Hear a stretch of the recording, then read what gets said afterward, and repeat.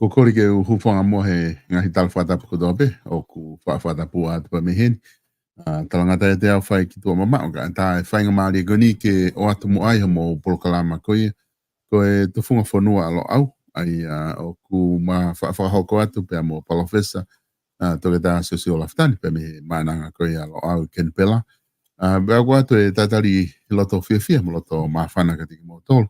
Ko tō bea ko mo kau mai mo ki maua I he polokalama, ka mata ia polokalama I he houani, o ku watu e taitari loto fia ka teki mo tōlu neongo pē ko ki fofoloa mai ngā hi wiki na kai ke lava whahoko polokalama mga tuunga he whanki I whatongi e whawhamiri na e whai mo o ki ai, ka I he houani o ku fia, mao e whainga maari e koe ni ke lava ke mao pe mo taimi e PALOFESA ke whawhatala noa ki ai.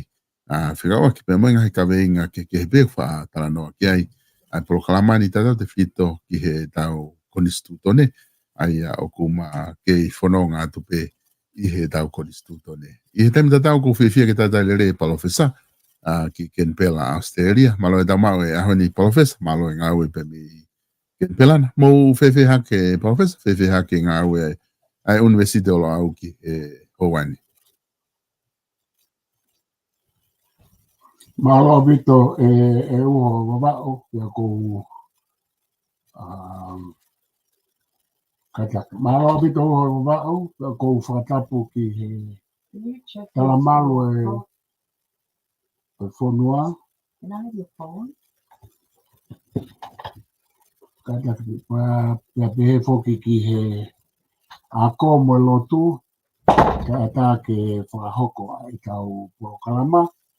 Whawhika I pe e ua wau I tau au sia ai aho o whakoeni I heni mau ke I pongpongi tau mo hoata o ku I ke tau hanu pe ke tau launga whainga mea ko I tau whawhika I pe mea mau inga tau ke maa mo o kou lelei pe ke molusiane pe mo e whamiri pe ki he whaifatongia ai tau university o au pe mo ngahi whatongia pe whonoani o ku lelei pe mea kotoa pe I he tu o he kai mini e uho I wao ka whafoki atu maro.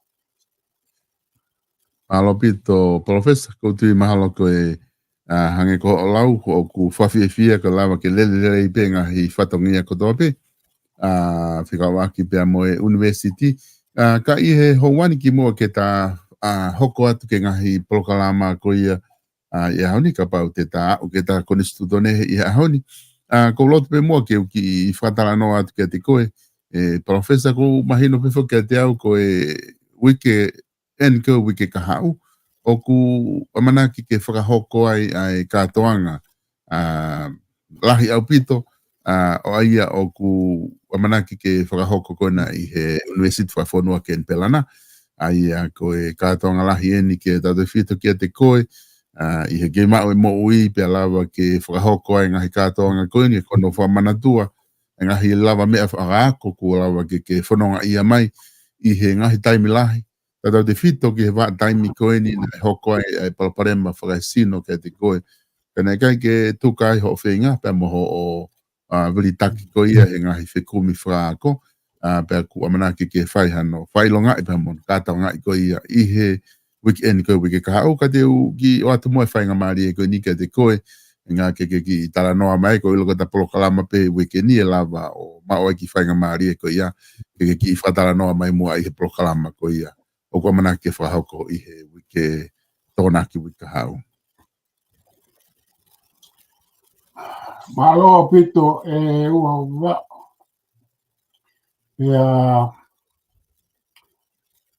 koe katoanga koe ni o ku amanake whahoko I Ken Pelani. O ku whakawhiawhia lahi pe aku te ai mono konga whamama. Koe katoanga koe kono whakatapui mono tapua ki ai tau tohi wawanga koni na ngā au e ki ai ko I he Amazoni pe koe konga ulua kia o katoanga kono whakatapui mono tapua ki koe konga ua, koe o ku konga ua e po kalamaka koe sai, kau toi ki i kamata kone, whahoko ka atoa ngā i e University Whafonua Australiani, o ku konga ua, ai konga uruaki ko ia, pero te ai mo konga ua ia, o ka atoa ngā whai mai ki a pini, kau ki lawe ki e konga uruaki, hange ko mea na lawe ki ai, ko konga uruaki ko e konga uruaki he University, koe tāpua ki mo whakatapu e tohi. Koe book launch. Pea koe konga ua rewa ko hono whakawhia ai, pea mo hono whakahou ngai. Ai ngahi whenga ka whakahako ko toa pēma ngahi lava mea whakahako lalahi e University o au mai ki a honi. Kau ai mono fotu e lo au na o kau ki ai pe na o lawe monu ai. Pea koe konga ua ai. Pea koe konga ua ko ia, o kou kamata mai au, ai o kou konga nima i konga ua. Tuku ke ai book launch. Koe konga ua, koe whakawhiawhiai mo whakahounga. Pea koe pehe koe whakahounga i, koe kuhanga o whakamalo ia ai ngahi kakai ko toa peo au ke heku kau whai ako, na nau tokoni mai ki he kua komo e ko ngā au e whakako e uhangoa. Pea koe uhinga ia o e kātoa ngā, koe whakawhiawhiai pe ka koe whakahounga. Pena te kenge whai ha whakawhiawhiai ia mo ha whakahounga i, tau e mao a hoku Master of Letters i University pe koe ni AMU. Pea koe osia ai si marolo e tangata aiki a kuia mo mao koe a hoku Master, nei kai ke fuloko toi maa whana au ia nau amanake au ia ke ma whakawhiawhiai whakata. Pea koe talu koe me ai uhe wau kau ki lawe peke konga ua. Ia hoko mao hoku toke ta he University Sene mo University Katolika na koe na whelo toi ke whai o toke ta. Pea mao ko ia koe peke whahano whakawhiawhiai. Koe mau ki kai haka pia mau tolu hei ni peke a pini la i lupe ham. Pea osko ia, pea koe whanofo mai University a whailonga koe honorary fellowship. Pako whailonga ko ia o tatau ia ki he professorship o koe PALOFESA ngai University ni. Pa ku kau me aia koe tahataha e, koe ua mātahataha. Koe tahiwa hiwa ua ai Master of Letters. Ua afe mātahataha e, ia ua afe mātahatolu ai honorary fellow. Pe koe whakafe fellow whakalangani. Ia reo ke wafe tā whao, whanga he University lo au, i he whaifatongia ko whai ke mono fuatu e fuafua online ka katoe o te mot pasiki, pe moe hafua o whanofo mai a hoku PALOFESA. Ai koe professorship ia koe mai he University lo au. Ia lau lewa ke ai koe fo i tolu a taha ua tolu, ia tolu ia o ai koe master, koe toketa, koe honorary fellow, koe professorship whai. Te nima akirewa e ku kau he kau founders. Koe kau whotu koe e lo au Research Society, mo lo au University, me keke whotu ia e tokota. O mau, o aia i he tau tuu koe tau tolu na mau toko lahi. He me keke, koe ko hau whakau kau pia aku pena, koe ko hau pena mau na wanga tala noa i. Aia koe kau au i he kau one of the founders, pia ke lo au Research Society mo lo au University, e uho wau o kutoe kau mo ia aiko ne ni maa kia. Mahalo koe konga whakarei mātu, aia koe o konga mātu, hono ai whakataha e fo i nima koe ni ko mātu, pe mo re mātu o nga whai a whai ngā sipinga pe, kai ke whatonga e au koe, alukan ke mau e me ako lau hi fo ku nima pau pe he, kasi, ai po mau te lege wha, ha katoa a pe ni, ka koe uhi ngā fo, e uhi ngā. PALOFESA pa ono. Koe whakasiasion ke hamea ke ono haki, pa koe ono pe koe pe he rewa. malo ko fai fo ka to o me ko ni e a fo atu ku ko fa fe ta i e ku ke mo i to ton ke on no aki ange ko fo tu e pa te ta ai te ka wa ono aki ni a he te ai au he ku le a ke ono ake ko ta ko kalama ko ni ko mea mau i ngā ia kau fo ki mai ki ai ko fa fe ta i a pe he malo i ku mo pa ko kwa usia ai aia o ku fai e toko naki a hoa no ka o ka koe whala i te koe a hoa ni ma o ku fai ai a hoku hoku ai a hoku a whare i o birthday. Ko hui ngai a o ku maa ai mulu siane ke fai a hoa no.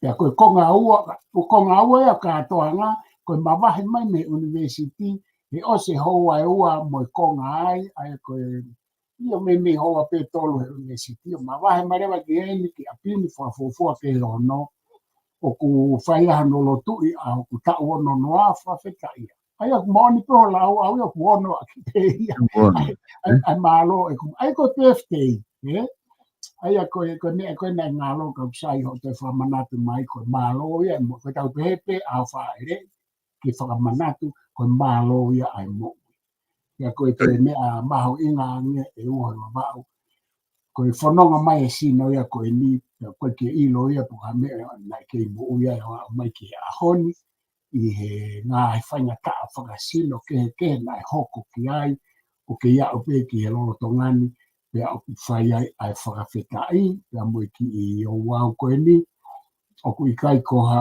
o wau lahi au pito e ni whangatangata pe ka o whaafe ka ko hanga pe o mai ke ka kato mai e ngahi laine au ku whaamiri ke ngā whafofonga i mai ngahi laine pea mo ka kai mo ku kau whaiako kau whaiako e toko lima aia ka PALOFESA ka atoa me kau toke tā pea ku ke lava mai mo sere tute ku haa me toko tā mihena ko ulmo tua ai i ta whaake whae ko se askolo mula teu pea ku iai o ki toko ua o whenga mai me tonga o whapeke lava mai mo ia pea mo Australia ka koe anga ia me tuu ai katoanga koe ni ko manake whai pea whaamelo to ia ua wawa o ke ai hafu katoanga lahi au pito ka koe mea koe na o kou whaambo au ki ai koe si hane koe moto koe a tenisi koe si apolo uto hufanga e pe whatapu koe kuhinga pe si kai whinga e ki katoa ngā ke ka kato ai anga tu o mea whakaako tu o mea whawhamiri tu o mea ke o ku kaunga whaiako kaunga whatotoro ia mohani i ulau whafofonga i maha ngai turiki ia koe mea lava katoa pe ia e kuiai e whakafofonga me i tapa kotoa pe o mo ui o kou whie mau pea koe kutok whai katoanga e ni a aku mo Luciane o whai katoanga whafonua pe whawhamiri pea koe ku wha amo ke pe seke te au e mea kotoa pe o kou whaka amo ke hanga i tuku ai mea whakaako mea whawhamiri ia mo mea whakafonua aia o ku pehe ana tula o katoa ngani ka te whafoka ko te mea o ke whie toka mai ki ai Koe mahina apito e PALOFESA ai whaka matala koe ku ki whahoko whika aki pia mo e katoanga mahau inga koe ni neonga koe o ku ki whakarea koe ka hafu katoanga lahi whewhe eni ka ku koe katoanga whinga i ke ao ka kato i ngahi e mea kotoa pe whakaako o ku whai whakaamu ke lava o ka kato i loto ai pia ku mahina pe whoki e te whinga ke live ai katoanga pia me he ko ia Australia i he tau Pacifico ni o BPO ena ke lava o ke mo mamata mai ki ai i he katoanga ko ni whakataha mo matol ko te mau iai i he tohi ko e wawanga i he tohi wawanga ko ia ko ke osi tuku atu ko ilo i whuka tohi mau inga eni ko ke lava o plus e tohi ko ni i he Amazoni ia ko e tohi ko ni ko osi atak o toki kamata ene atake kakai i he katoanga pe ko osi atake kakai ke na lava o hu ki ai o lau pa mo ai tohi koe wawanga kuke o si tuku ki ai. Io, koe tohi ku o si ata mai a ahaua fitu o mahina ku o si. Ai au ku o skamata no whakatau e tohi. Pea o ko ngongo i pe o ku ai pe ki konga mana ko e tohi i solo he kulahi ai kakai ku na o sfetu tak mai whakatau e nau tohi. Me he ahaua fitu ki he ahoni pea ku te whakawheta i pe ai. Koe mea koe i o whehui koe au whaapito koe mea koe ko whaha atu kia ki mōtoro koe tama i mata e tohi koe wawanga mo e wawalo mo e whakakaukau kai tau te whito ke wawanga ka ko ui pe koe wawanga whahingoa e tohi koe te whito i whakaukau koe concept ia koe wawanga ia koe ku whenga ke ao mai ai mea whikau aki mo e thinking, mo contemplation, mo imagination, he lea whapaparangi i e tau culture o whao he tohi koe. Koe tohi ia ku hange koe ku lawe, o ku hauia i e format pe koe konga i tolu, ko aloa tupe o ku ai e e-book, aia te ke lava o whakatau mai pe ke hau ki ho iPad mo pai lau holo ai mo o si mea i pe ia. Koe re mo paperback, ia mo hardcover. Aia koe fo i konga i e tolu, na kuhanga o papirisi ake o pulusi ake tohi. Koe mea koe ko whi whakahoko atu koe katoa ngā ia o ku tohi peia taha tolu o ku teu i koe tohi foaki e uho wawao. Aia koe whi tohi ia pa ku whawhi ia to hange koe mahu inga o whi mai ke mō kumi hanga tonu pe he ku ai ki fo yo wa uia ai hange koe hao koe ke kamata a koe book launch pe koe tāpaki whatapu e tohi o ku tāpaki e tohi ia whai pepera mo ngāhi o wau ia o ku whairewa a hono foaki e tohi aia koe aku whakahau ngai mo a whakarangi angi e ku kau whai ako ia mo e hange koe whalangi ia mo atoko si i te o kou te he ko hano whamalo ia i nau tōru i e nau ngā ue mo e nau tuku mo ui nai whai mai ka te au mo e nau whafofonga i mai ngā hilai kai tau te whito ki e ku kau PALOFESA mo kau whai ako he koe mea kou whawheta i ai uhoi wawa hange ko ku supervisor master i he hiwa noa hiwa taha hiwa ua o ku vai au pito tangata e kika o ku ne fia ke whinga ke kau mai aia koe mea koe ko whi whakahoko atu kia ki mōtoro o ku kai ke whaha whakatau tohi i he book launch koe whaki pe ngai tohi ka o skamata pe no tuku atu ke kakai ke tau atainga e nau kumi pe e nau tohi ka pau nau whi kumi e uhona ba ka pau o ku ke toki fie hau ke o mai ke uwha mo oni ai ko mea pe au pe koe painga fō pe ko ori mai ka pau koe ke au mai ka pau fu mahu inga bito ke uwha mo oni ai ka koe manga ko ngā pe ko fie lawe ke ai e uaroa ka whaku ke atu Palofesa mo ona pito ai whamatala ko ke whai ko sio peheni ko mao hene ai potunga ko tohi ai ko hanga o hulu atu he screen ke lava o mahino ke kina tolu ko ia te nau fi whakatau ai tohi ko ni ko hupe ke Amazon ko e potunga na o tohi o ku asset na he screen ko ngā ke whaingo fua ke te koe i he taimi te ke huai ki ai o download ai tohi ko ni i Amazon te ke lava o ilo i ko tohi ena ku uhinga ke tala noa ko ia ai PALOFESA lava ke whakahoko ai whakaukau ka pemi ai. PALOFESA ku te ai hamea ke ku ke loto ke whaosi aki i he konga ko ni te tala noa ke kātoanga o manaki ke whakahoko i he tokonaki. Koe fia pe o wao ai whainga maari e koe ku ke anga o kamata ake ta polokalama ke ki lawe ake tohi ia mo famalo atu kia te koe mo sere tute koe me alai o mo mai pe me nusila ko honga ke te au pe mo no whakahoko na koe ta polokalama no noua o ke ki hanga o tataki mai au ki e tohi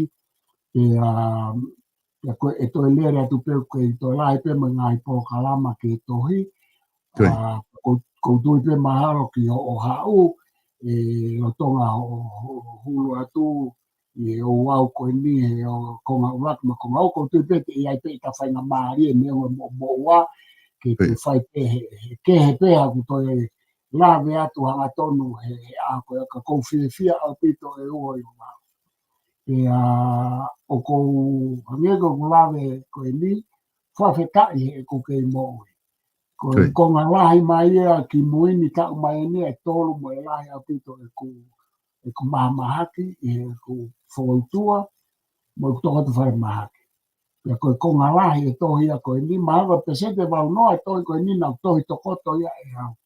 Ku whenga mai pe ki e studio ke whai e tau upo kalama mo e upo kalama e lo au ia mo e appointment mo e ukalasi pa whoki ki mohenga tokoto. Ko tokoto ko o malolo ko taimia ko na os mau e material resources mo e ko me ape ko whakau na ku nei na ku kamata hono tohi ni i e wafe tahiwa. Kau ki lawe ke. Aia, ko osi e tau e ua nima e ku whakatotolo ki ka veinga koe ne wawanga.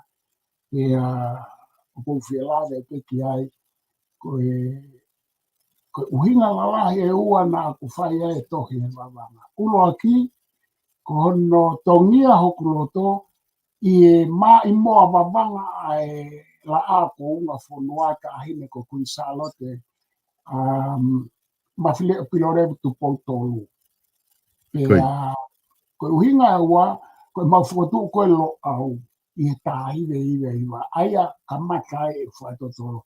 Whai a kotoke ka, whai ha, whai process, whai ha, ume a ke kai whai pe whaitotolo e tohi he tawhaaki. Mako ne toki au mai koe ke he taha hiwa. Pea na aku toki mau rewa e loto mau mo e loto lahi ke i tohi. He koe uhinga, koe uhinga lahi ke ai o e wawau. He koe tohi au nofo e he malai e filosofia mo i sainisi. Pea kui kai ko haku malai ia o opo.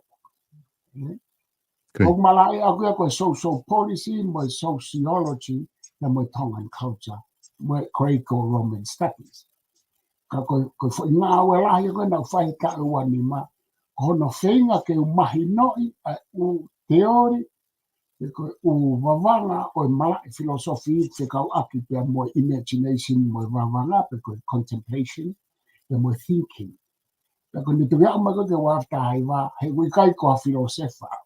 Pe toki loto lahi rewa, mahalo pe o ko ki matu o tua ke urama o whai e toi.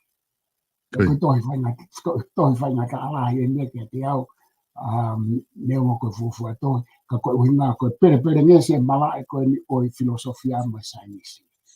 Pana o kamata rewa e tohi, o tohi mamari e, o lamu mamari e pe, mo lue mamari e pe fonu, ni he wafe tahiwa, oa umai koe ni o si e. Pa koe uhinga koe hono hana kui salote o tongia hoku loto tapu moia.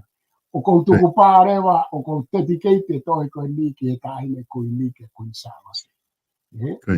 Aia koe uhinga ai. Tako kui salote, na ni hanga whamo ui mai tala lo au, no kuonga, na hanga ni kaumatapu e o ui ia, koe lo au whamui mui ia. Tane keike i lo ia e aho ko ia, e whanau i mai, hato i kaulo au ke hoko ate fo i mai moa e ta ahine. Aia ko ki tau tolu ia whata pea moe. Ngā ue to ke tukutuku lau mea ai kaulo au o no au. Ko whiafe mai e peki ai ke wha osi aki. Ka ko whiawai ko hanga atu ki ai, ka ko lotu pe e ua wawau, ma kore peke ke i omi haiwi, he kuosi ngā ue mai au foi ta ua ni ma ke u tohi. kana I te kai ke ulava whama apo rei ki nau tolu ke whakahai ka orewa ko ose fo i ulaki tohi koe. Aia koe kau whaosa koe tau fo au ko o singa au ke fo i tohi e ua pe pulusi e taha e whafuafua ki maasi pe pulusi e taha ki o katopa. Aia koe ku thesis toke taa ia o ko hanga o liliu ke hoko koe tohi i rea whapapālangi pe koe kawe ngā whoki e whantoto e tā koe whawhianaki ai rea whatongia pe mo rea diondik ai kau karisi loma i ono au. Aia pe au ko liliu whapapālangi ki he tohi me he thesis ke book aia pulus mai whawafua ki maasi. Pe au ko toi liliu whakatonga rewa ke lawa kau ka inga o lau aia ko whawafua e au ki o katopa ku ose ku liliu whakatonga pe pulus. Ai ko foi tohi e ua ko hanga ke tau fo. Pe mo foi articolo e ua ko ai ke pulusi specific studies journal. Ai ko ai BYU. Ai ko ku tare kita i publishing committee ko ia PALOFESA te dokta te kai. Ya ko mo foi articolo ko ia ko nga articolo no ko nga lahi ko hanga ke ta fo tu ke nga wa no. Ya mo me family ko foi articolo e taha o ku pehemi ana faria. Ko geometric kupesi. Ko kupesi siomita atau tolu. Ko koutia e koe mata i fika whakapuri ia ki he ngahi ilololoto hei tau kamsa. Ia koe fwoi pepa ia taha. Koe geometric kupesi is a code for exploration or knowledge. Ai koe pepa ia taha. Na koe pepa ia taha au pe no wharia. Over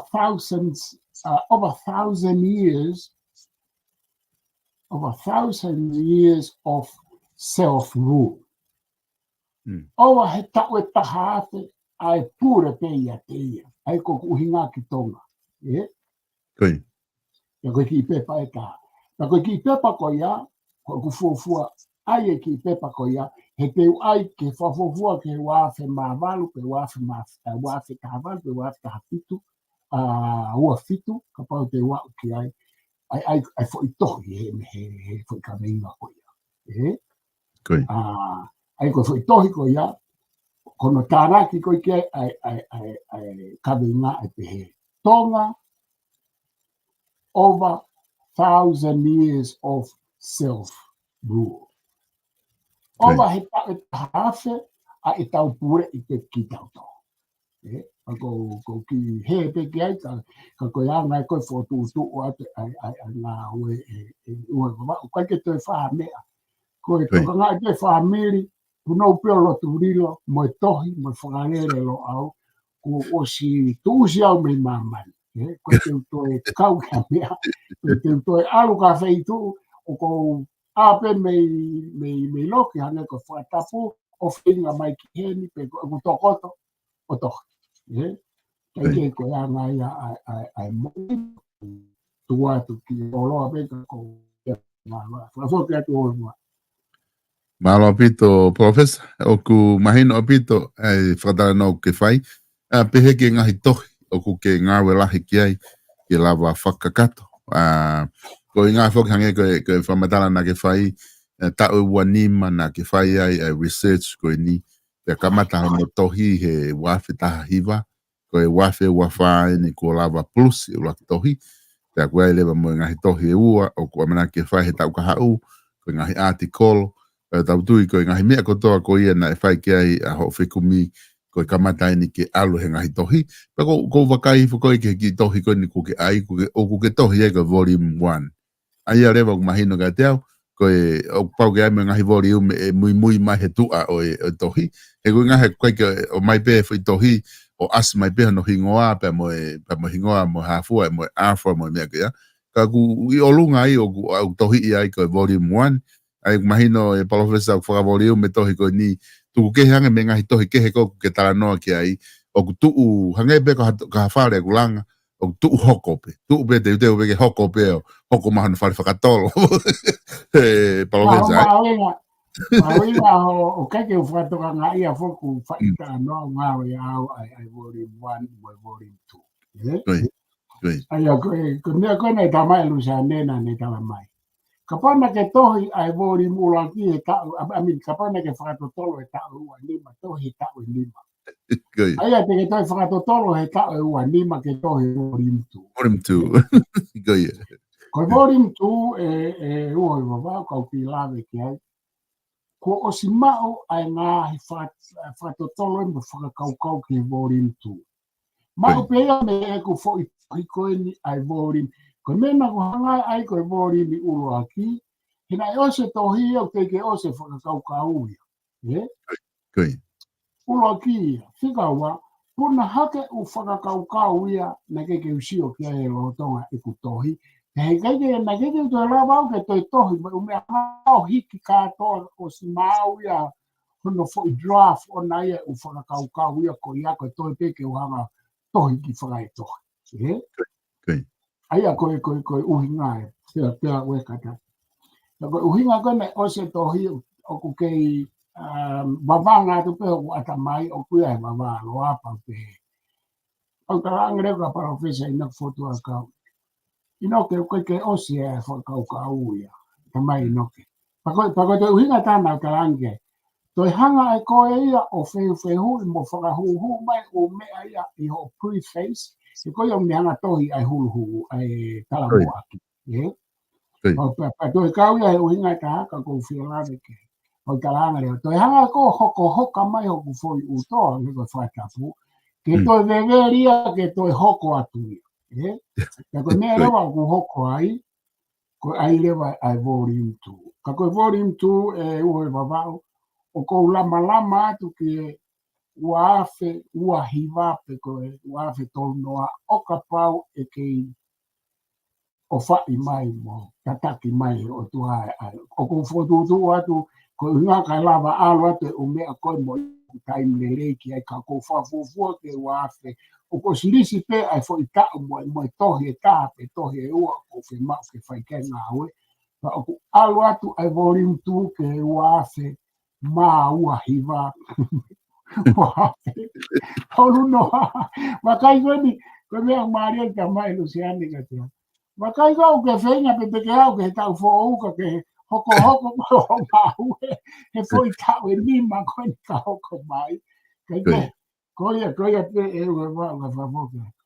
Malo pito PALOFESA ko ti mahalo ko ne ma po hanga ka lau ka mea ko la ku peki ai o tuku peki he ke ngai feitu ma ngai whakau wa fe wa hiva pe ko wa fe tolu noa ko ke ilo hata hai na whakala ka pe mo ui he Ia seo ki he ua o matau si me pe wa fe to ma tolu noa ia e koe nau ku ai ke whai si pot pasifiki ai ko ne toi alu koe ai tau hoka meriko ai tau pare miata boia o whai koe whenga ngako pehe. Oi oe, whiri ofi pe ua fe mātou noa.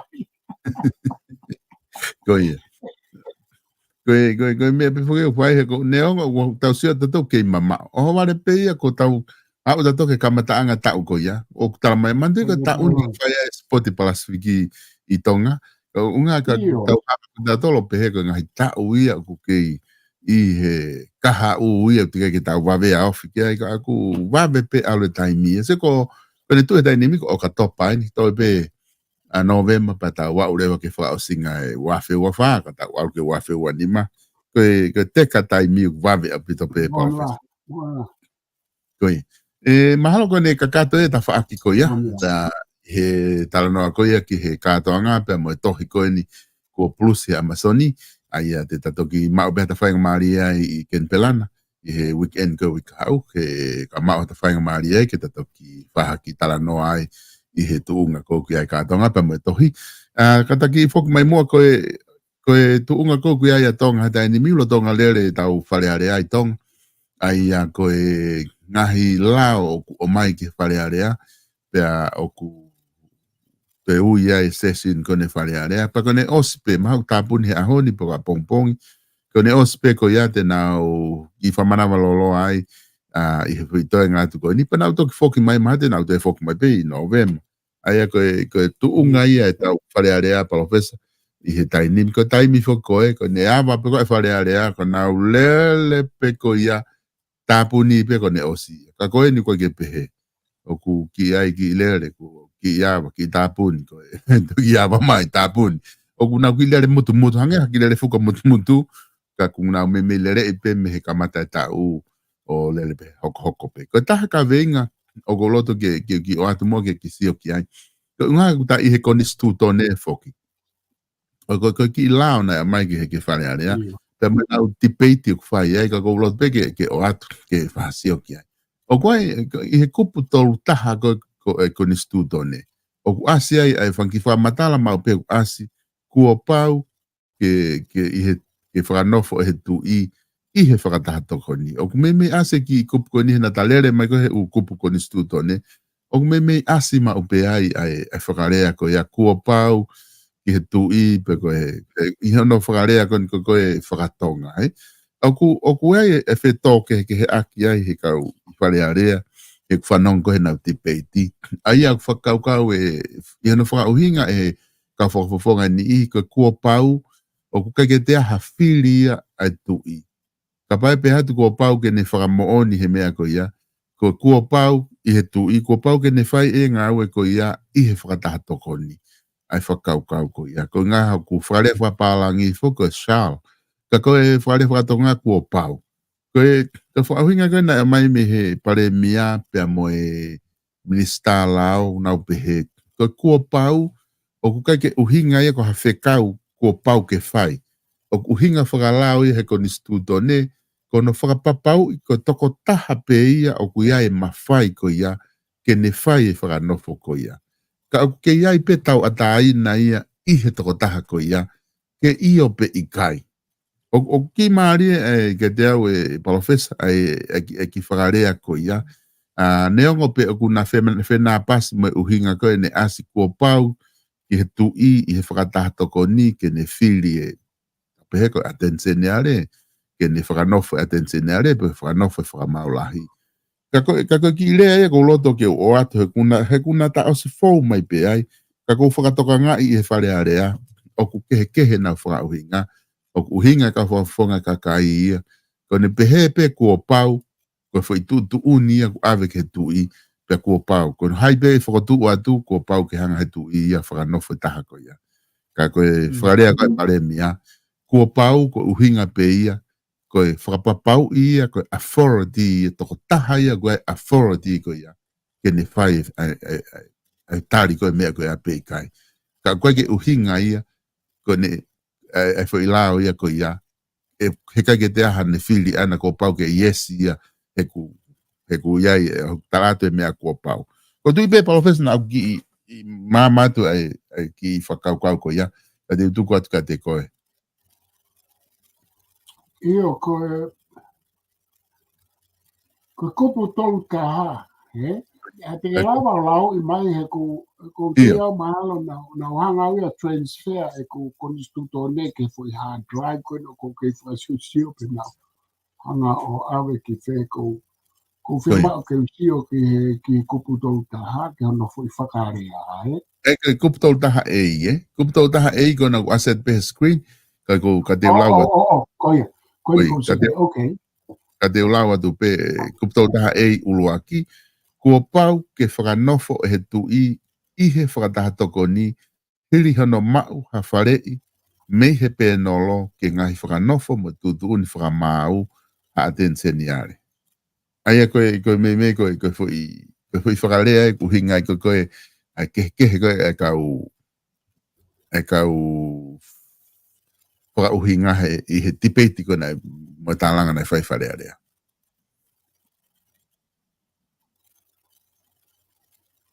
Okay, ka tari ko au ke koniski e whapaparangi, Ia, koe whapaparangi. The king in Privy Council after receiving advice from the Judicial Appointment and Discipline Panel, shall appoint an Attorney General who shall, Koi. Aia koe fo'i tala noa ia, Koi. koe te whakam ke whakatonga, kau tu mao e whakapara.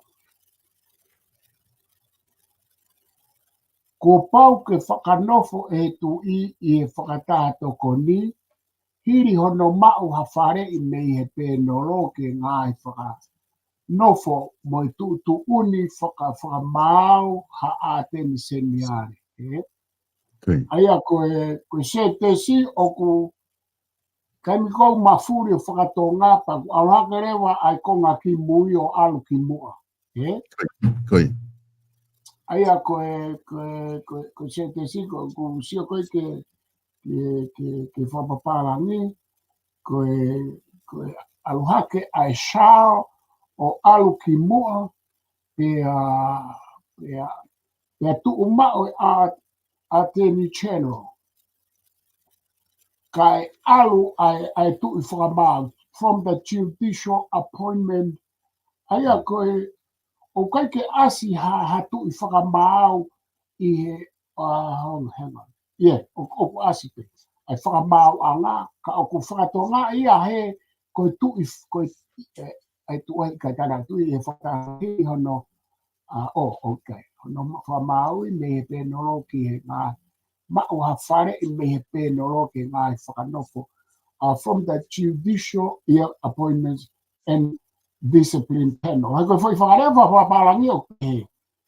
After receiving the King in Privy Council, after receiving advice from the judicial appointment, and discipline panel,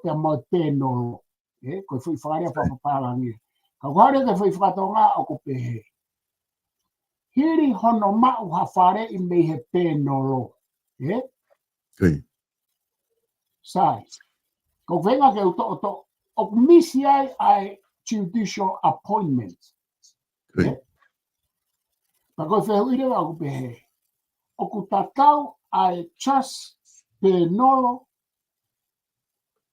pea moe fo I whapaparangi o ku judicial appointment and discipline panel. Ko whialawe ke mea koe ahe ku mahu inga, ko hae uhinga nai whakatō ki ai fo I rea judicial appointment ka ai pe discipline panel. He koe ne mao mai, u kai ke mao mai me pēnoro ka aku mutoe kau ki ai moe whakamau anga. Aia o koe fo I vai ai fo I liri whakatonga, he kutara mai pe ia ai koe pēnoro, kai whakatō ki ai judicial appointment, e koe whiri whakai whakamau anga. O ke whatonga, Sa, ko mea whika ora ki ia, ko ne whakmaka ke whapaparangi o kupehe. Ko fo I phrase ia, pa ko fo I pupu nga I lea, pa ko fo I kupu I lea ia, o ku tō ia I he ngahi pui anga whakatui o kou whaalawe ki ai. Ko King in Privy Council, e ko King in Council hono whanonoi. Ko fo I kupu I lea ko ia, o ku ikai uhinga ia ko, o ku ikai uhinga ia he ne tuu koe Apirikania mo tuu e puri anga whakatui, tau alupe ki Apirikani. O ku ikai uhinga pe he mai a King in Privy Council, kua pau ke whai e tu I e mea kotoa pe I he whia mao pe koe whare I ai Privy Council. Kua pau ke tau I lo e whai kupu I rea ko ia e uho o mamao. Ko uhinga kupu I rea ko ia, ke iai ai whai kau whare iai, kai whai e tu uni ai tu I, pia whai ha nau lau, pia nau ngata pe ai I he nau whare I. O ku ikai kia ha nau mawhai ke nau whai ha tu uni ke tu I, ko advice. Ko uhinga ia o Privy Council ko advice, ko whare. Ako ne pehe ko king in council hono whanono. Ko tui, ko poini ai i fo tupunga rea ko ia. He ikai ke whai tu uni toko tahe tui i hono palasite. Koi. Ka kua pau ke ne o mai ne privy council ke whai a e nau whare i peha. Pe osko ia pa whai tu uni ai tu. Ko tu uni e o whai peha he tui. Koi.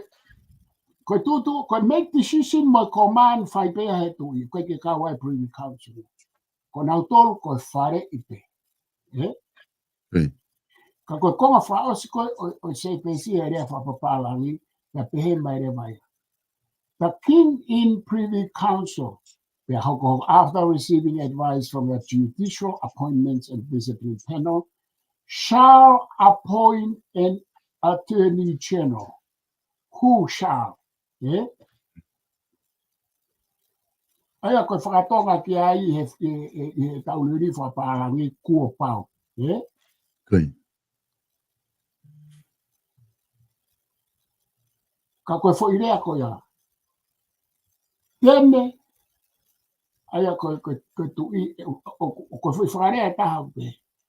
E hanga he tui o fin ai a teni semiare.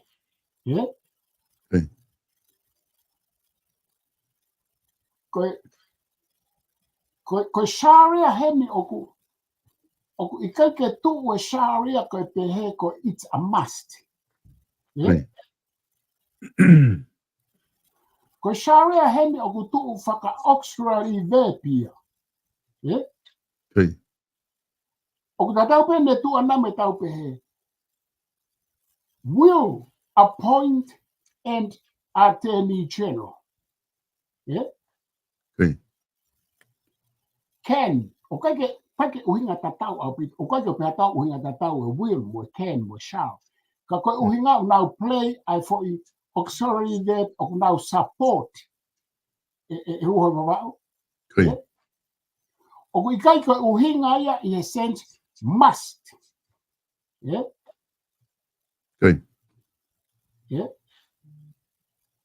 Aia koe tau koe e malava pe ke tau pehe. Utau ai e tau tolo define e shall koe must. Ka tau uhinga i koe e hana e whakatonga e liri whakatonga pehe kuo pau. He koe uhinga hoi wawau. Ka pau te tau ai koe must appoint e whepakia moi phrase koe king in council. He koe king in council ia o whai a whakatupehe tu ia koe ke kauai kau. Koe uhinga pia ke nau iai ke oa whai tu toko tahe tu i. At least o kui ai haka kai ke nau whare i atu o si pa ane whai. Aia koe share mai o totonu ke o te tau tau must. Hange ko whai whakatonga koe nā o ku mata o kui kai ke tonu ia. Nau tolu ia sense kuo pau. Ka kui kai uhinga ke share. Se ka pau te whakatonga iau. Hawange e whakatonga kau hanga o lau ia te whakatonga a. Te hanga kua tuku mai. So koe. Aia, koe kua pau ia te uto o ia e au. E whakanofo e he tui, koe ku kamata ia. E whakanofo e he tui, i e whakataha toko ni, hiri hano mau hawhare i mo e tui tutuoni mo mea haa teni se miare. Pako taimi koe whakarea pehe ai to o sharia, koe sharia, ka tau pe mo e will, ka tau pe mo e can. Ai ka pati tau ai auxiliary verb koe can e pehe pe. E malama, se e whakatonga e pehe ia. Ka pati tau ai will, e lava, pe e, tau pehe pe tau toria e whakanofo. Pako nea mai koe ke shal, ai ni koe te ukamata pe au. He mau pe e fo i sense koe ia. E whakanofo, ke whakanofo, to oi kua pau. Ke whakanofo e tu i he whakataha toko ni, koe shao ke whai e fo ngā ue, aku i kai ke pehe ia koe, oku ai emphasis ai kua pau, must. It's not a must. It's auxiliary verb. It's no difference from can and will. Yeah. Hey. When you put something like that in front of verb, you must know. Yeah. Okay. Aya ko foi me aya. Ko foi whakarea ko ni e tonu re vai a moi phrase king in council pa e tonu re vai mo mea ko fa matala I ko na e ko ni stutone. Yeah. Okay. Ko shall ko o ku must o ku ke hea. Shall not kill. Okay. Yeah. Ko tala noa ko ia tapu. Ko tapu ia. Ko must not ia. O ko shall ia ko ni. E o wa. Yeah. Okay, must must not. No, it's not the shall in the 10 Commandments. Far from it. Yeah, close and far from it. Aya ko interpretia o istutone pau ke tauhanga interpret for a kalama ke ton pau ke tau interpret for a losika pau ke tau interpret for a law. Not in practical law, in theoretical law. Yeah? Right. Pau ke tau hanga o interpret para filosofia, kai ke tau hanga interpret para science, o kai ke wheunga hao e aloea ka la mai ke tau whai ke interpret aloea. He koe konistu tonea o ku whanua e mea ke molare, pau ke tau interpret para molare also, pau ke tau interpret para lotu is a combination, is amalgamation of many things. Ke whaua ke konistu tonea. Nako uhinga koe ke tau whai mo tau mawahe me he fo I mea whakapo uri ko te he, koe tangata konistu tonebe mo tangata lao, ukune lawa whakauhinga e konistu tonebe mo toi lao. No. Fe a kau filosefa me kau lo chisen na nauhanga whaue umea ko.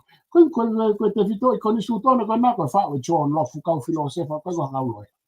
Yeah? Charles Montague ko John Locke, sorry.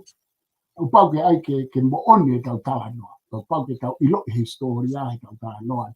Nge koe foi phrase koe, king in council. O koe ka uhinga ia kua pau ke whai he tu I a lot of council. I kai, koe uhinga pēia ke taimi ko make decision e tu I, o make decision o surround e he foi council. Ia whai e nau whare, ospa nau whalongo, ia te tu I ABC, os koe foi mea. Koe ke te aia ke nau tai loto na toke. Koe ke apri council ia tai loto. E koe nau whatongi ai. E la vai a whai e he Parliament House, mo kapineti, he kuiai e na right, te fito ke hake koe kau ho eiki, ka mai ko nisi tone, o lava ke nau challenge e tu I.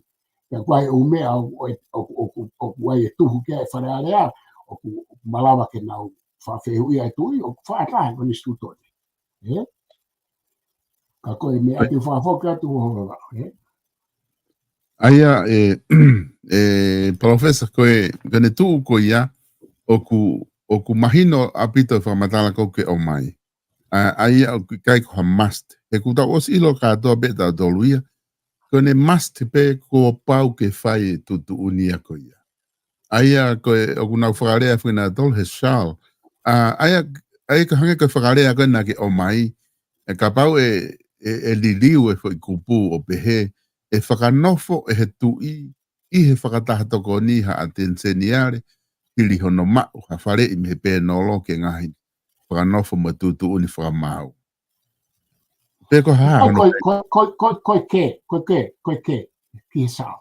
ke whakanofo. Ke whakanofo. O kune tala mai ea, whai fo I whatongi ia, ke whakanofo. Ka aku I kai ko ha must. Pakapau te tau ai koe will, te tau pehe e whakanofo. Le whatonga. Yo hoka tu koe ua. Ai koe ke whakanofo. Ai koe no to'o pe kua pau. E koe na koe fo I kup whatonga. O koe aspe ia ai koe kua pau ke whakanofo. Ai koe no to'o pe kua pau. Ka kamata ake pe fo I kupu ia. Ke whakanofo he tu I he whakatahatoko ni hiri ano mau ha whare I me pēnolo. Ki ngai whakanofo mo tutun whakamau ha atenseniare. Ai a kua pau pata hoko atu rewa ai mea. Iyo, he koe he ku pau ko ke se ko me ko ni ma inga bite tau hanga study literature by old English ko old language ko ancient language he ka pau te ke sio ke shao o ku ua hono uhinga i old language o ku ngawe ake shao ki he must ka to ngawe aki te ki auxiliary there ke you shall go ke out o ke uhinga shao ko ya you must go no yeah you shall go ke out yeah you shall sit down we shall dismiss yeah tom ke tau maro o ke pe he fra tonga ku pau ke tau matu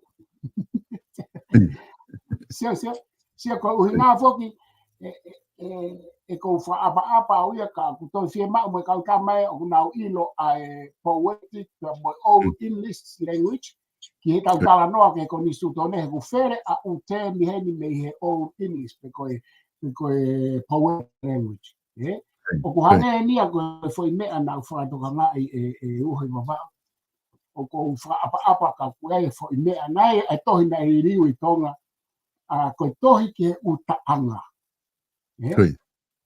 ko tohi ka tau ai peke mai no ko tohi ke utaanga ko akun salote pa ko osile aka helo au pa ko osile a ke pe TV tonga ko no liri u faka pa ni ko utaanga akun salote ai u hi waka kala mo u laka laka ke tohi ko ia pa ko fa apa ke ka skola ko ia na fai ka utatau e si pinga ko ia mo tau tala noa ko ini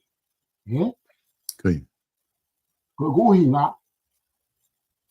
ko na lili ko ke hele fa papalangi o i kai ke ka inga ia mo uhinga whakatonga ai ta ai whautaanga ko taimi ko tohi ia na uto ha ke pe o lau pe foi uraki lili o foi taanga ai ta hine pa ta puni rewa pa kai ke whakatau e ave tohi e ko uhinga o ku leke tohi ko ia i he liliu to tonu o lea whapaparangi me he rea whakatonga. Ko uhinga pe ko kau liliu lea ia o ku lahe o mea ko ke ana pui to ana to ke mea ko ke whai ake liliu e taanga. Pa ko apa he ko o si lea ke au te urea ke au ko lahe ko ke tonu e liliu he ko hange ko pe si ire o pe au.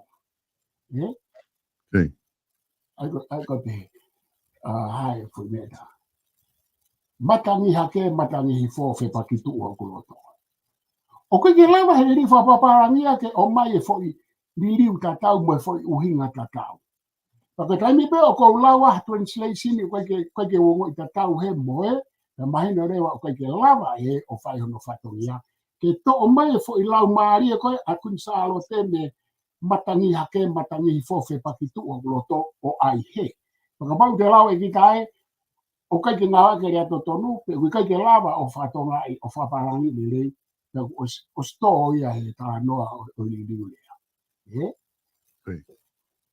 Aia koe mea tatau ia mo mea koe ni. Hanga he wharea rea ea mo whanonga ki ho tala mai.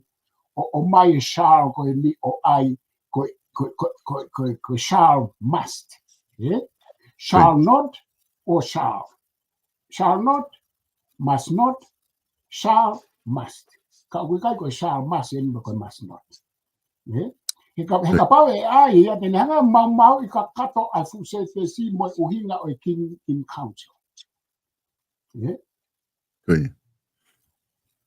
Heku palofesa ko uhinga foki. Ko uhinga foki e nau whamatala. Heku mahino ia i he le whapalangi. Ka hau foki he le whakatoa hange ko ni kuke tala noa ki ai. A hau ia kua pau. Pea ko na uhinga e nai whakotu uai, wai taha heni na ni hanga o mai fo ilea. Nai whakotu uai he ni ihi wharearea he ka whafofonga. Ke te a ka pau rewa whakatonga kua pau ke whakanofo e tu i whakatahatoko ni. Pea hai mai me mui ai ai fo i whakarea e taha ko ni hanga o mai.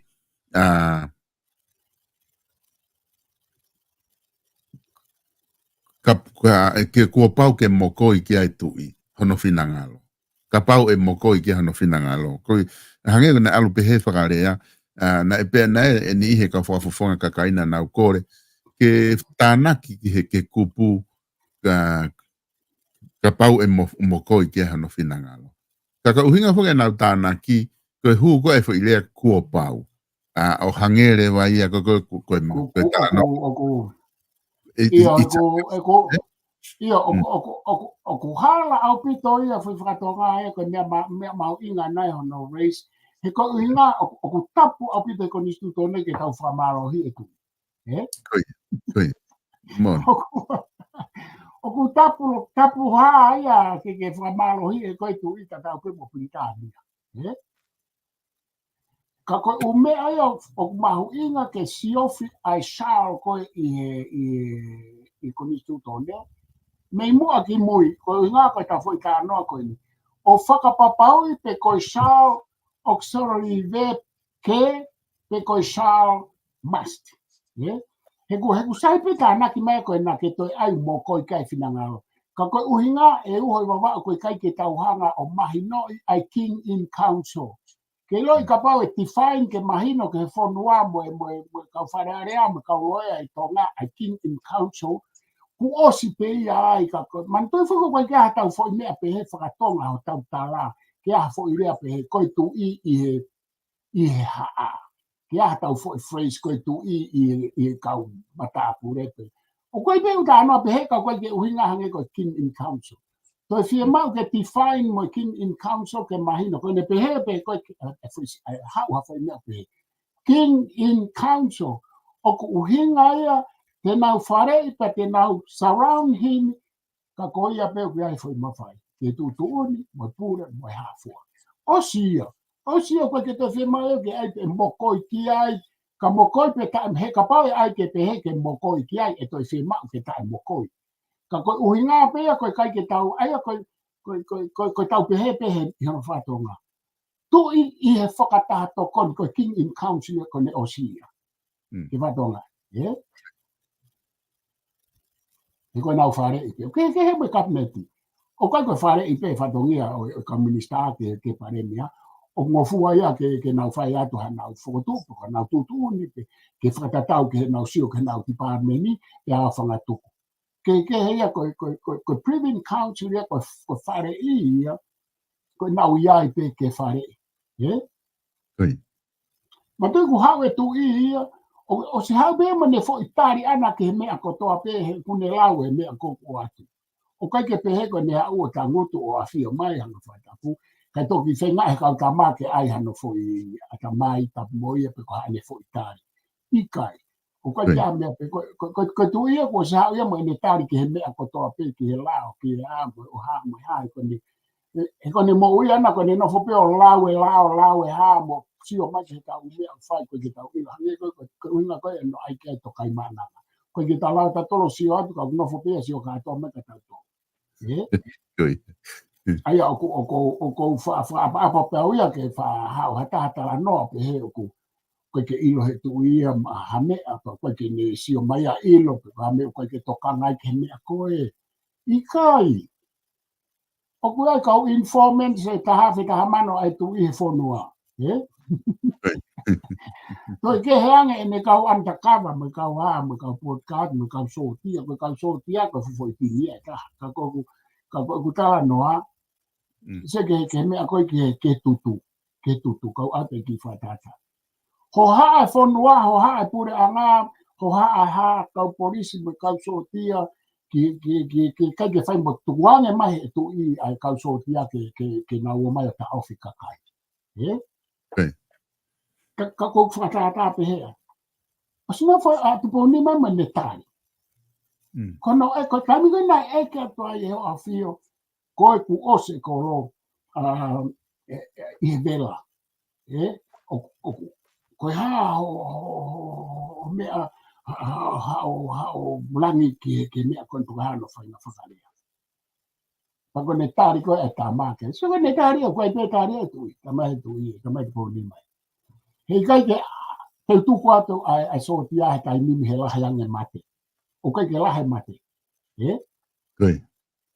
si tau faya ko ke to ka mai tu ye ke he la ko vela ko tau tau mamai tau to he vela me tau to ka la ko o se ko lo he vela Mate ko ki kau mate pena kau re ka kona nai fihi ai loto he ha pa ka ka ko foi se ko foi tare tu I kai he do la yang mate o ka kai ko foi le ya he do la yang mate o ka kai ka tu ka te ka so sai pe tu ka ro ke vela ko lo ke o se ka tau to si o ki ai pa ko ku inga ko hane ko Britania ko sia ki tonga aku tau a vesta polo au pito ka ke tau ba tau tolo umahino ko ia ko Britania pure lulu ko to ape alo pare miata no mo se fo lai mo tu I pe oku fanong pare mia ke ume kalamai he tu I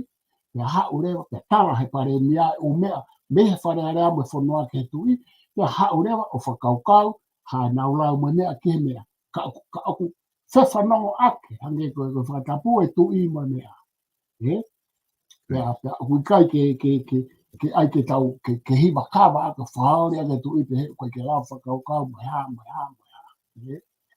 mo ua koe ai Britania ko tonga beia o nau whai e mea koe iapa koe ki ngā au e kia attention e are mo me apa ka kai kai te whakafokat ko ki he mai o ke mea koe iapa Palofesa ko tiu mahino apito ai whakaukau ko ni ku whai ke talanoa. Pega mea ni o e taha ko whatonga mi ho whamatala pe ku tiu mahino pe ki kakai whanua. O kai ke ai ha council o ia pe ko ha whare I whai ki kulupu pe ko miti.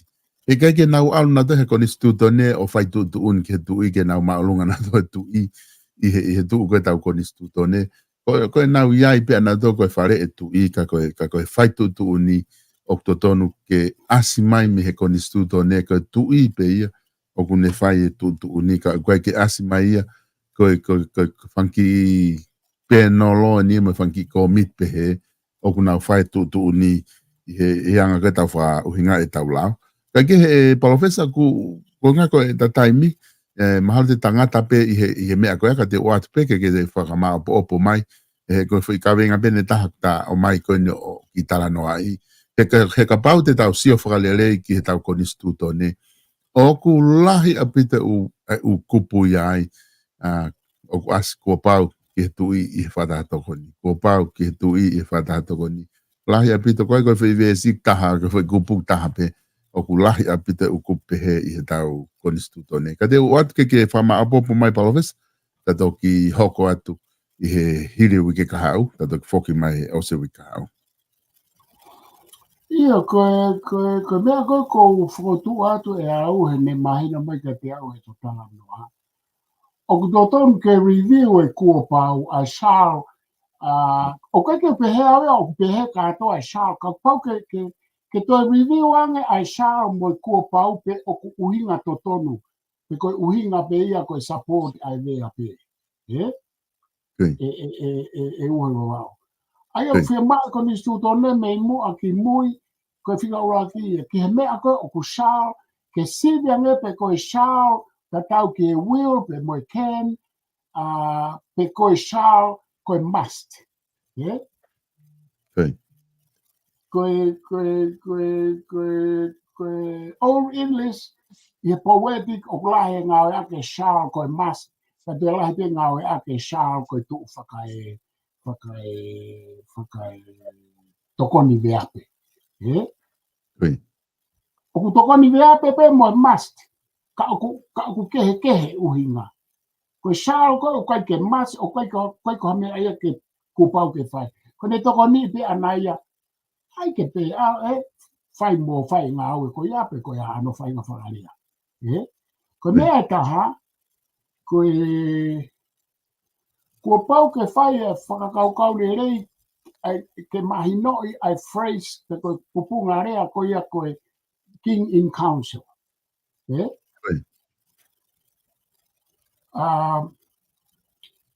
O kos mahino me ko ia ko ni stutone. Ko me ane pe. O kai ki tala mai ko ni stutone o ku pure ai privy council. O te ke puaki mai o ku command pe rule thing. O kai ki tala mai ko ni stutone me pe. Sa.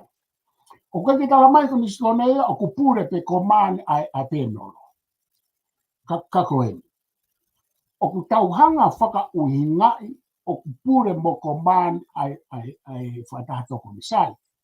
Ko ia ngaia e tau hypothesis, e tau assumption. Kono whakatotolo i koe whakasai nisi ke mo oni te o ku true or not true. Yeah? True or false. Ko fui fehu i kehe.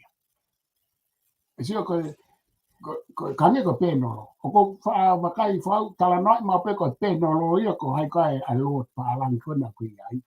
Talketi. Talketi.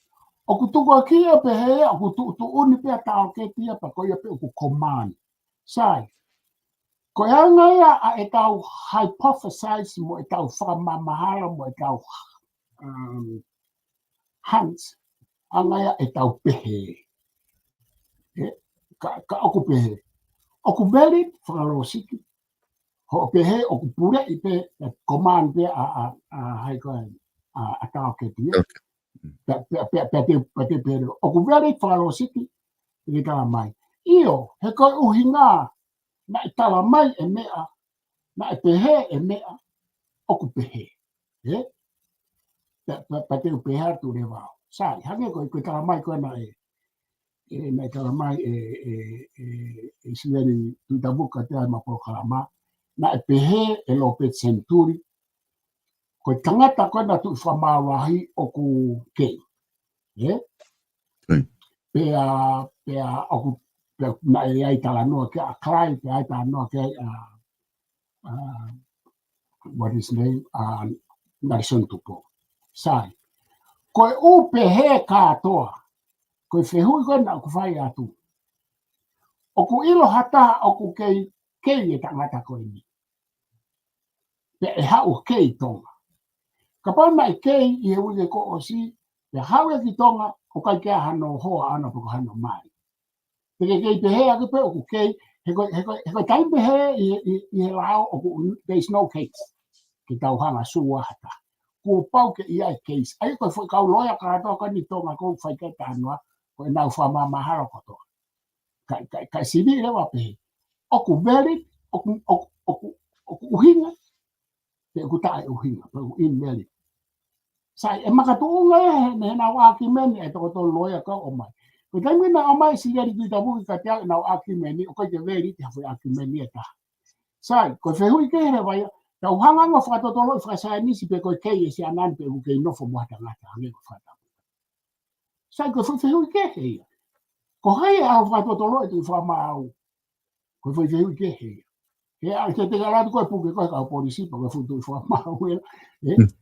Ka kua pau ke hanga o prove. Koe whehui ke hea o prove and the true my false mo e ne valid pa koe invalid makatunga pe ho whakauhinga. Ai ko whekau loia kātoa e tolu koe nā invalid kotoa e nau whauhinga pe aku te kai ke nau prove whaka empirically it's true. Oku kei nofo ai tu whamaura i mata. Kai orewa kai ha. Tau taranga rewa la isi eitu tamu. Kai orewa kua mau. Ko ne mau hata ai tu whamaura hai oku nofo mo hata sai there is a case to show. Ko rea bea kau loia. O te tau suha mea o kai kia case. Aia koe mea koe pa, aia koe kuhinga aia, sai, o tau ita ka tau ket, o tau ita ke kau lord ai mea. I hanga ia e tau whakamahalo, e tau hypothesize,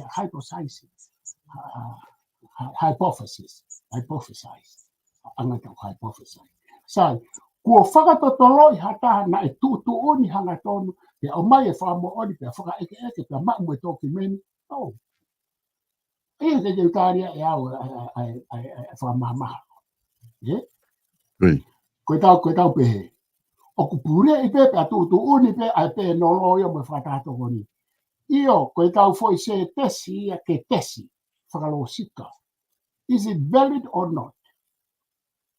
Pake taha mai rewa uhinga ke tau atu pe ku valid. Ka pate ke tamai koe uhinga o kai ke valid. I thought you statement ia koe ia. Proposition koe ia. O te hau ko tā noa mai ka te au. Pea koe taha, au te kai ke alo whaka totoro i whasai nisi ke whakamo o nii. Na ke tangutu tonu ai o sio he whakataha e pe nolo na e tutu uni a mea ki he tui. o kuloloto ia e uho i wawa o koe ke whai ali pe koe tala noa e kakai mo e nao lau no. Koe tangata ako, koe tangata lo au, ko pau ke tau fau he u mea kono ko tala tupa tau to finalize. Koe uhinga ia koe ke tui noa ia lo au, pa koe ke io noa ia te lo au ia mo au ke whahinga mea. Ka tau pe o kutui katoa, ke ka pau kutui katoa ke whotua. He koe mo uia e tangata ako. Koe tangata koe ke mo ui pe he, mui pe ia, alu pe he, o ala tu tala mai ko tā kepi, alu pe tā kepi, ala tu tala mai ko ai, alu pe ai. Ka kutui koe a whangatu ko uia, ka wheu ngai, ka whafoke atu e uhe mama, tu ke ka pau pe a mea ki tokara.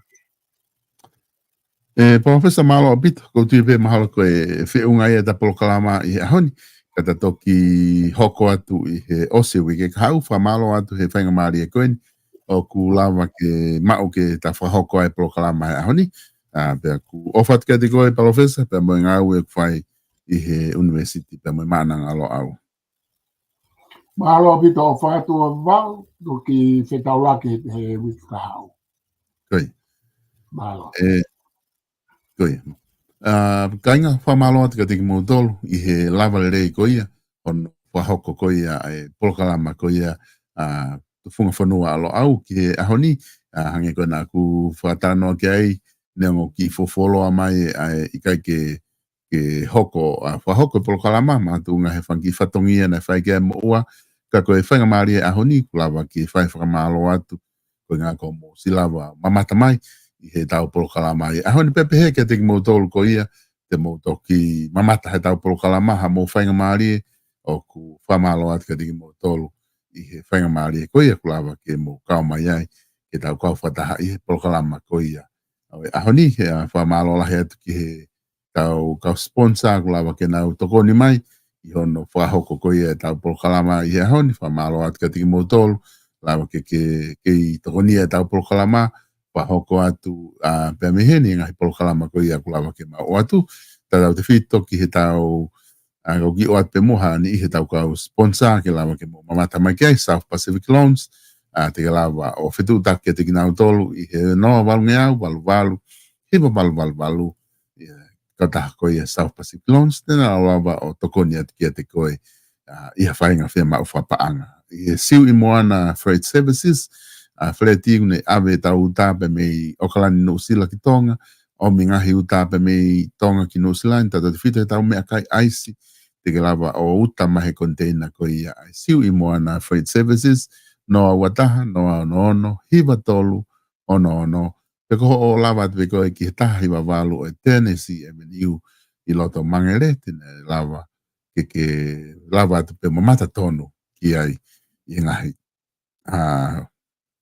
me kai ko ia pe mai uta o tu ia i he tua sila ko ko ta ko page face in store ta ko ta vala hanga ke ta mo pe building te ke lava tori mo fili ai ha fahinga vala be i ha o fahinga firma o pe te ke lava tu ki ai o si ai ta nga hiuta fo o ko si ai lava ke ne to ni ko ko ta o fare ko si ulu ai o tu pe i ta fa ki ko ia page facing te ke lava pe o lava tu ki ai o kosi ho ulu piti ke lawa appointment hu ke nau pes Facebooka Francis Tickets tonga te ke lawa o gwe link ai te ke lomi pe ke lawa rewa puka ai appointment ke lawa ke ala te pe time ko ia kosi ho ulu i loto osi mau ai mea ko toa be ai ke lawa o whakalato ake o ngai fia mau ko e website tap.francistickets.com o kulotonga o se ngawe ki ai ko tui mahalo ka ngahi ao si ipe mi heni ku lawa ke kakato te ke lawa pe hu ke website o sio he nau ngahi nau hanga ko clip a ko half a trim a ko foil a ko shave a ko o products hanga ko pop wax ko after shave ha pe hawhainga nau ki he kosi ulu te ke lawa pe o mao atu ia pe me ai sa ke fao se ke tau atu ki whihipa ko ni ke fao se aki ai proklama o toganga ke mo fao uri tau hoko ta pongpongi ko e proklama pongpongi taimi hongo fulu pe fat whanua fo au pe taimi hoko ataha ko e whawhango sayone ka mo mea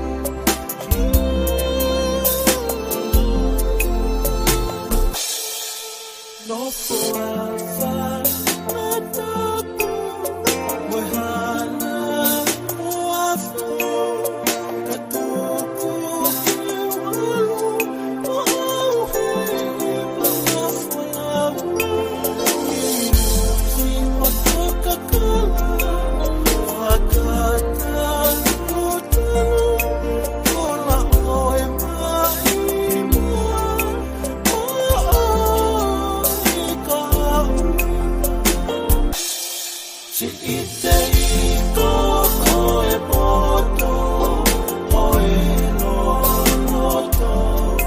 Si imanu manu beni, o loto nuku halofa, uane